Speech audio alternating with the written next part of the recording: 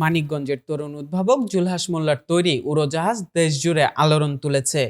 তার দক্ষতা অর্জনে ও স্বপ্ন পূরণে সহায়তার হাত বাড়িয়েছেন কেউ কেউ।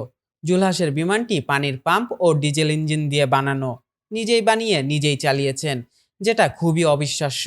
মানুষের মধ্যে সাড়া ফেলেছে, কিন্তু যাত্রীবাহী বিমান বানানো খুবই কঠিন কাজ। এর জন্য প্রয়োজন অনেক প্রকৌশল জ্ঞান। জুলহাসের ইচ্ছাও আছে যাত্রীবাহী বিমান বানানোর জ্ঞান অর্জনের। যাত্রীবাহী বিমান তৈরির জন্য অনেকগুলো বিষয়ে জ্ঞান থাকা প্রয়োজন। এর মধ্যে প্রধান বিষয়গুলোর প্রথমটি হচ্ছে অ্যারোডাইনামিক্স। এখানে বিমানের আকৃতি, বাতাসের প্রবাহ, উত্তোলন, টান সম্পর্কিত বিষয়গুলো বুঝতে হয়। এরপরে রয়েছে অ্যারোনটিক্যাল ইঞ্জিনিয়ারিং। অ্যারোনটিক্যাল ইঞ্জিনিয়ারিংয়ে বিমানের কাঠামো, উপাদান, উড্ডয়ন সম্পর্কিত প্রযুক্তি গভীরভাবে আলোচনা করা হয়।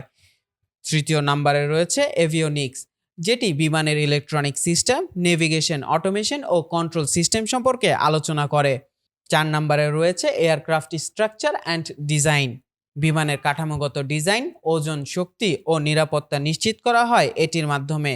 জ্বালানি, aviation regulation, material science, simulation, assemble, flight control system, বিমান চালনার সফটওয়্যার আছে অনেকগুলো, যেগুলো সম্পর্কে জানতে হয়। তবে এ খাতে এক্সপার্টরা বলছেন, বিমানের এক একটা পার্টে এক এক বিষয়ে দক্ষ প্রকৌশলী ও জনশক্তি কাজ করে। তারপর একটি বিমান উড্ডয়নের জন্য ক্রেতাকে সরবরাহ করা হয়। জুলহাস সব কাজ একসাথে করতে পেরেছেন ছোট বিমান বানানোর ক্ষেত্রে, কিন্তু যাত্রীবাহী বিমান বানাতে জুলহাসকে অনেক পথ পাড়ি দিতে হবে।